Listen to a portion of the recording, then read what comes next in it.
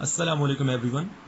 सो आज की इस वीडियो में हम एक्सरसाइज 3.2 जो है उसको डिस्कस करने जा रहे हैं। ये मुझसे किसी ने रिक्वेस्ट की है कि सर ये 3.2 एक्सरसाइज जो है ये अपलोड कर दें अपने चैनल पे। सो इसलिए मैं रेंडमली ये एक्सरसाइज सॉल्व करने जा रहा हूँ। सो बाय द वे इसको हम स्टार्ट करते हैं। Question number 1, evaluate the following indefinite integrals. So इस एक्सरसाइज को स्टार्ट करने से पहले बच्चों सबसे पहले मैं आपको जो इंटीग्रेशन के बेसिक फार्मूलाज होते हैं कि किसी भी फंक्शन की इंटीग्रेशन कैसे फाइंड करनी है, पहले मैं आपको वो दिखा देता हूँ, फिर हम मैनुअली क्वेश्चंस को सॉल्व करते हैं। सो हमारे पास ये इंटीग्रेशन के इंपॉर्टेंट फार्मूलाज होते हैं। सबसे पहला फार्मूला देखें ज़रा, integration x to raise power n dx। इस फंक्शन की इंटीग्रेशन क्या होगी? आपने क्या करना है कि सिंपल x की पावर में 1 ऐड करना है और उसी पावर से डिवाइड करना है। देखें x की पावर n था ना, तो x की पावर n प्लस 1 किया और n प्लस 1 से ही डिवाइड करना है, प्लस c। ये जो c है बेसिकली ये कांस्टेंट ऑफ इंटीग्रेशन है, ये आपने ऐड करना है। जब भी आप इंटीग्रेशन दो तरह की होती है ना, एक होती है डेफिनेट इंटीग्रेशन और एक होती है इनडेफिनेट इंटीग्रेशन। इनडेफिनेट इंटीग्रेशन क्या होती है कि जिसमें यहाँ पे इंटीग्रेशन की लिमिट्स गिवन नहीं होती। जब डेफिनेट इंटीग्रेशन की हम बात करेंगे 3.5 3.6 में, तो उसमें देखिएगा आप यहाँ पे इंटीग्रल साइन के साथ अपर और लोअर लिमिट भी गिवन होगी। वो डेफिनेट इंटीग्रेशन होती है कि जो आपने किसी एक खास इंटरवल में फाइंड करनी होती है किसी भी फंक्शन की। सो बाय द वे हमारे पास ये इनडेफिनेट इंटीग्रेशन है, तो इसलिए हमने यहाँ पे कांस्टेंट ऑफ इंटीग्रेशन ऐड किया है। अच्छा, ये तो पहला फार्मूला हो गया। फार्मूला नंबर 2 देखें कि जब भी आपके पास कोई फंक्शन लिखा हो जिसकी पावर n हो, n यहाँ पे कोई भी नंबर हो सकता है, 2 3 -1 कुछ भी हो सकता है, f of x to raise power n, और साथ उस फंक्शन का इस जो आपके पास जो फंक्शन f ऑफ x है इसका डेरिवेटिव भी साथ लिखा हो, तो आपके पास इसकी integration with respect to dx किसके बराबर होगी? आपने फंक्शन की पावर में 1 ऐड करना है और उसी पावर से डिवाइड करना है, plus c, that is constant of integration. So formula number 3 देखें जरा कि अगर आपके पास कोई फंक्शन डिनोमिनेटर में लिखा हो और न्यूमिनेटर में उसका डेरिवेटिव लिखा हो। देखें एफ ऑफ एक्स डिनोमिनेटर में है और इसका जो डेरिवेटिव है वो आपके पास न्यूमिनेटर में है, एफ प्राइम ऑफ एक्स। तो इसका इंटीग्रेशन क्या होगा?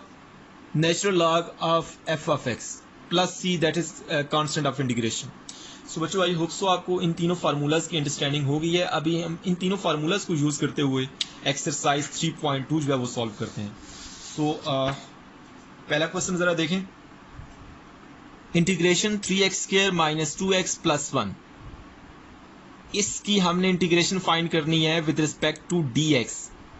सो इंटीग्रेशन की प्रॉपर्टी होती है कि हर टर्म की इंटीग्रेशन हम इलादा कर सकते हैं। सो 3x² की इंटीग्रेशन मैंने सेपरेट कर ली, माइनस 2x की इंटीग्रेशन मैंने सेपरेट कर ली, प्लस 1 की इंटीग्रेशन मैंने सेपरेट कर ली।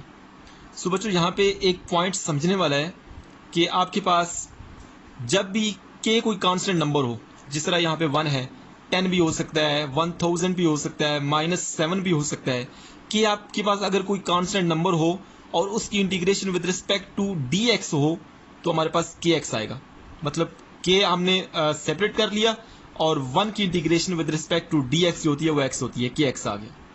लेकिन अगर आपके पास ये जो कांस्टेंट है किसी वेरिएबल के साथ लिखा हो, तो हमने इस k को सेपरेट करना है और x की इंटीग्रेशन करनी है। देखिए k को मैंने सेपरेट किया है और x की इंटीग्रेशन जो होती है बाय यूजिंग दिस फार्मूला। मैं आपको फार्मूला दिखा देता हूँ।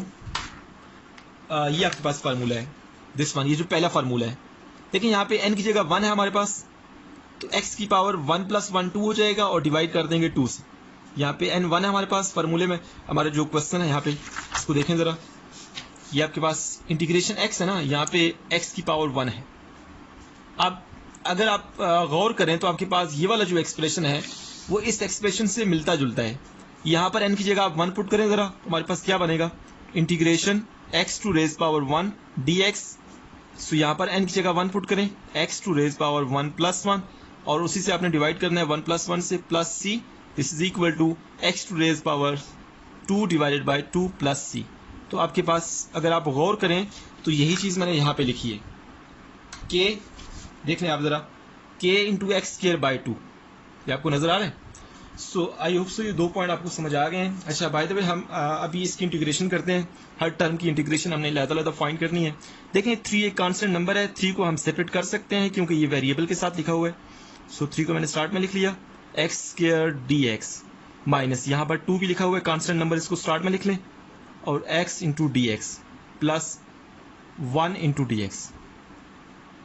अब हमने क्या करना है, 3 तो ऐसे ही रहेगा, ये आपके पास जो integration of x square D x है, कि इसकी इंटीग्रेशन क्या आएगी, एक्स की पावर में एक ऐड करें 2 + 1 और इसी से आप डिवाइड करें 2 + 1 से, -2 भी ऐसे ही रहेगा, एक्स की पावर 1 है यहाँ पे, एक्स की पावर 1 की इंटीग्रेशन क्या होती है 1 + 1 डिवाइडेड बाय 1 + 1 प्लस 1 आपके पास एक कांस्टेंट नंबर है, 1 को आप 1 की जो इंटीग्रेशन होती है with respect to D X हमारे पास वो एक्स होती है। सो अब इसको मैं सिंप्लीफाई करता हूँ, प्लस सी भी आएगा कांस्टेंट ऑफ इंटीग्रेशन। सो मैं इसको सिंप्लीफाई करता हूँ, यहाँ पे हमारे पास x की पावर 3 आ गया डिवाइडेड बाय 3 -2 इंटू एक्स का square divided by 2 plus X plus C.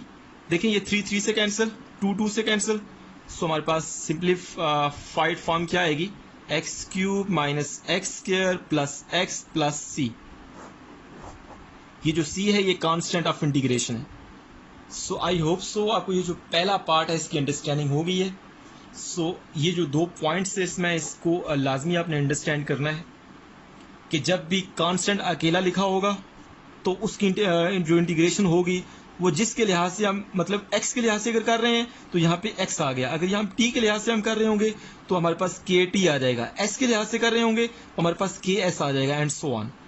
सो जब आपके पास कोई कांस्टेंट किसी वेरिएबल के साथ लिखा होगा तो हमने कांस्टेंट को सेपरेट कर लेना है और वेरिएबल के लिहाज से हम इंटीग्रेशन फाइंड करेंगे। x की हम इंटीग्रेशन फाइंड करेंगे तो हमारे पास उस पहले फार्मूले को यूज करेंगे, integration x to raise power n वाले फार्मूले को, तो हमारे पास x² 2 आ जाएगा। सो अभी हम पार्ट नंबर जो 2 है उसको डिस्कस करते हैं। सो अभी हम पार्ट नंबर 2 जो है उसको डिस्कस करते हैं। सो यहाँ पे इंटीग्रल की प्रॉपर्टी होती है कि इंटीग्रल हर एक टर्म पे अप्लाई हो सकता है। सो मैंने x के रूट पे अप्लाई कर दिया साथ dx plus integration 1 divided bye x के रूट dx। मैंने इन दोनों टर्म्स पे इंटीग्रेशन जो है ना वो इलादा अप्लाई कर दिए। अच्छा, ये आपके पास जो स्क्वायर रूट लिखा है, क्या मैं इसकी वैल्यू लिख सकता हूँ? इसकी वैल्यू होती है 1/2, ये आप सब लोग जानते हैं, प्लस इंटीग्रेशन। इसका अगर मैं फ्रैक्शन खत्म करूं तो जब मैं x को ऊपर लेके जाऊंगा न्यूमरेटर में तो x की पावर माइनस हो जाएगी। देखिए नीचे x की पावर 1/2 है, ऊपर जाके x की पावर -1/2 हो जाएगा। आई होप सो आपको इस चीज़ की अंडरस्टैंडिंग है कि देखें अगर ये लिखा है ना आपके पास x की पावर 2 लिखा है तो जब मैं x को ऊपर लेके जाता हूँ फ्रैक्शन को ख़त्म करता हूँ तो x की पावर -2 हो जाती है। सो इसी कंसेप्ट को हमने यहाँ पे इम्प्लीमेंट किया है। सो बाय द वे अब हमारे पास जो फार्मूला है, सबसे पहले मैं फार्मूला यहाँ पे लिख देता हूँ आप लोगों के लिए। Integration x to raise power n dx is equal to, अगर इस तरह का आपके पास कोई भी फंक्शन हो जहाँ पे n हो, n देखिए यहाँ पे 1/2 है, x वही है लेकिन n की जगह 1/2 लिखा हुआ है, तो ये फार्मूला जनरल जो है वो किसके बराबर होता है, n+1 divided by n+1 plus c। ये आपके पास फार्मूला है जो मैंने आपको क्वेश्चन नंबर 1 से पहले भी दिखाया है।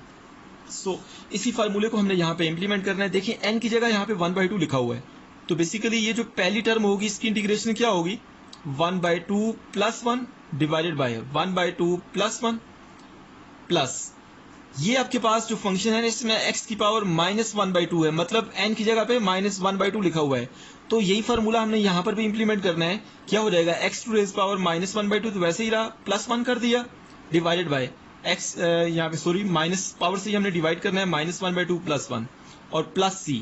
दोनों इंटीग्रेशन का आप एक ही दफा c ऐड कर लें तो आपके पास ये कांस्टेंट इंटीग्रेशन हो जाएगा। सो बाय द वे अब हम इसको सॉल्व करते हैं। देखिए 1/2 + 1 कितना होता है, हाफ प्लस 1 हमारे पास, यहाँ पे इसका एलसीएम ले लें आप लोग, 2 इसका एलसीएम आएगा तो यहाँ पे 1 + 2 दिस इज 3/2। सो यहाँ पे हमारे पास ये जो पहली टर्म है इसका सिंप्लीफाइड फॉर्म क्या होगी, 3/2 डिवाइडेड बाय 3/2 प्लस, देखिए यहाँ पे -1/2 + 1 है तो ये हमारे पास इसका एलसीएम 2 ही आता है, -1 + 2 दिस इज हाफ, मतलब 1/2। 2 में से 1 माइनस करें तो आपके पास 1 बचेगा 1/2, तो यहाँ पे हमारे पास x to raise power 1/2 divided by, denominator में भी -1/2 + 1 है तो ये आपके पास x to raise power sorry यहाँ पे 1/2 ही आएगा प्लस c। सो अब आपने क्या करना है, देखिए ये जो 2 है ये ऊपर आके मल्टीप्लाई होगा तो आपके पास क्या हो जाएगा, ये 2/3 x to raise power 3/2 plus यहाँ पे 2 ऊपर जाकर मल्टीप्लाई होगा तो 2 डिवाइडेड बाय 1 आएगा, तो 1 को आप ना ही लिखें तो it's okay, plus C. So इस तरह से हमारे पास ये जो है ना, ये आपके पास इस इंटीग्रल का रिजल्ट आ जाएगा। आई होप सो आपको ये जो पार्ट नंबर 2 है इसकी अंडरस्टैंडिंग होगी है। सो अभी हम पार्ट नंबर जो 3 है उस पर मूव करते हैं। सो बच्चों, अभी मैं पार्ट नंबर 3 की बात करता हूँ। पार्ट नंबर 3 में हमारे पास देखिए प्रोडक्ट ऑफ 2 एक्सप्रेशन लिखा हुआ है। एक हमारे पास x है और एक आपके पास स्क्वायर रूट x प्लस 1 है। सबसे पहले हम इन दोनों को मल्टीप्लाई करते हैं। सो मैंने मल्टीप्लाई किया, देखें ज़रा, ये आपके पास x को मैंने मल्टीप्लाई किया स्क्वायर रूट x से, x into square root of x plus x को 1 से मल्टीप्लाई किया तो आपके पास x आ गया।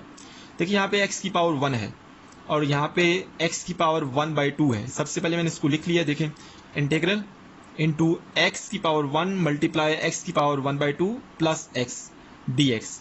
देखिए यहाँ पे 2x जो है ना वो आपस में मल्टीप्लाई हो रहे हैं, बेसिस सेम है दोनों की, तो पावर जो है उनको हम ऐड कर सकते हैं। सो मैंने पावर को ऐड किया, देखें ज़रा, x तो एक बार लिख लिया और आपके पास पावर्स ऐड हो गई हैं, क्योंकि बेसिस सेम होती हैं तो पावर ऐड हो जाती है।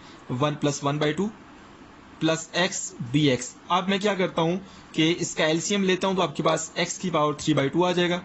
सो अब हमने करना क्या है कि आपके पास ये जो इंटीग्रल साइन है ये इन दोनों टर्म्स पे मैं इलादा इलादा अप्लाई कर सकता हूँ। पहले मैंने x की पावर 3/2 पे अप्लाई किया 60dx प्लस फिर x पर अप्लाई किया 60dx।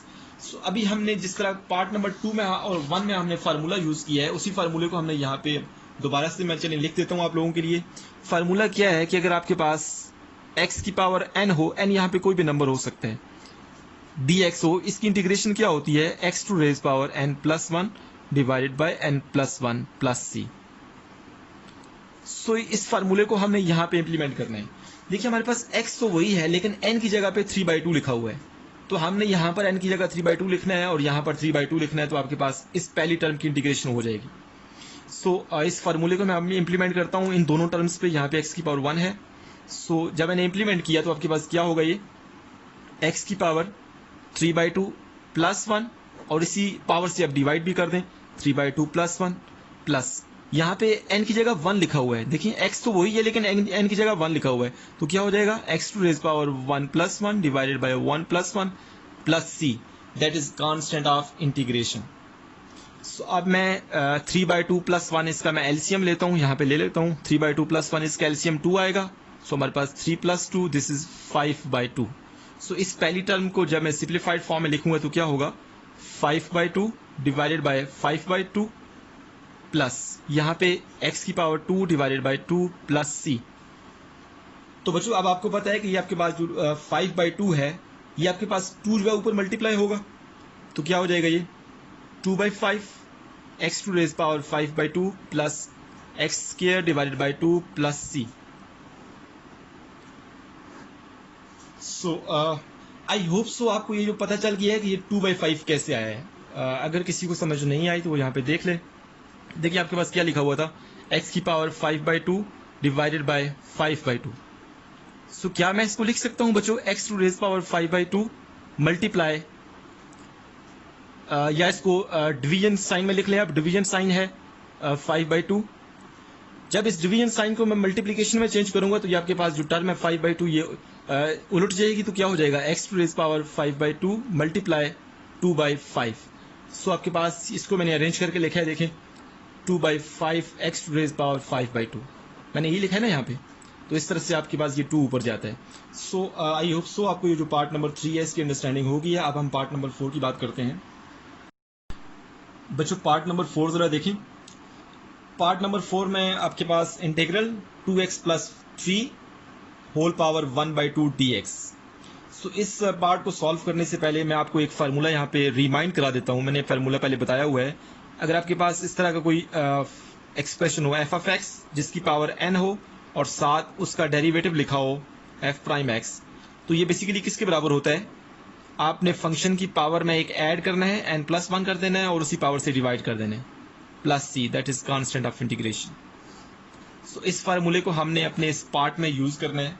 लेकिन जब भी आपके पास फंक्शन लिखा हो जिसकी पावर n हो, n आपके पास कोई भी नंबर हो सकता है, और फंक्शन के साथ उसका फंक्शन का डेरिवेटिव भी मल्टीप्लाई हो रहा हो, तो आपके पास इसकी जो इंटीग्रेशन होगी वो इस तरह होगी, फंक्शन की पावर में हम एक ऐड करेंगे उसी से डिवाइड करेंगे प्लस c। सो यहाँ पर हमारे पास फंक्शन क्या है, 2x प्लस 3 आपके पास सपोज करते हैं कि ये एक फंक्शन है जिसकी पावर 1/2 n की जगह लिखा हुआ है। इस फंक्शन का अगर मैं यहाँ पे साथ डेरिवेटिव मल्टीप्लाई कर लूँ, इस फंक्शन का डेरिवेटिव क्या होता है, इस फंक्शन का डेरिवेटिव हमारे पास जो होता है 3 का तो 0 हो जाएगा और 2x का हमारे पास 2 आ जाएगा। मतलब यहाँ पे देख लें आप, d/dx ऑफ 2x प्लस 3 ये क्या होगा, सबसे पहले 2 पे अप्लाई करें आप, d/dx of 2x plus d/dx of 3, क्योंकि 3 एक कांस्टेंट नंबर है तो उसकी डेरिवेटिव तो 0 हो जाएगा। 2x का derivative with respect to x, 2 constant है तो 2 को अलग कर लें, d/dx ऑफ x हमारे पास ये कितना आ जाएगा, 2 into 1 दिस इज 2। सो हमारे पास इस फंक्शन का डेरिवेटिव कितना आता है 2। तो मैं क्या करता हूँ, 2 से मल्टीप्लाई और डिवाइड करता हूँ। सो बाहर में डिवाइड कर देता हूँ और यहाँ पे फंक्शन के साथ जो है ना वो मल्टीप्लाई कर देता हूँ। 2x प्लस 3 ये फंक्शन है जिसकी पावर 1/2 है और साथ 2। देखिए 2 से मल्टीप्लाई डिवाइड किया मैंने। अब ये फंक्शन लिखा हुआ है जिसकी पावर 1/2 है और साथ उसका डेरिवेटिव है, तो क्या ये फार्मूला जो है ना ये वाली फॉर्म बन जाती है ना, फंक्शन की पावर n साथ उसका डेरिवेटिव हो तो फंक्शन की पावर में हमने एक ऐड करना है, उसी से डिवाइड करना है। तो बेसिकली ये किसके बराबर होगा, 1/2 ऐसे ही रहेगा।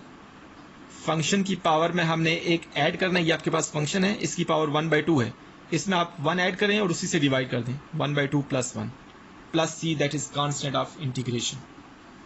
सो बच्चों अब मैं इसको सिंप्लीफाई करता हूँ, 1/2 ऐसे ही रहेगा।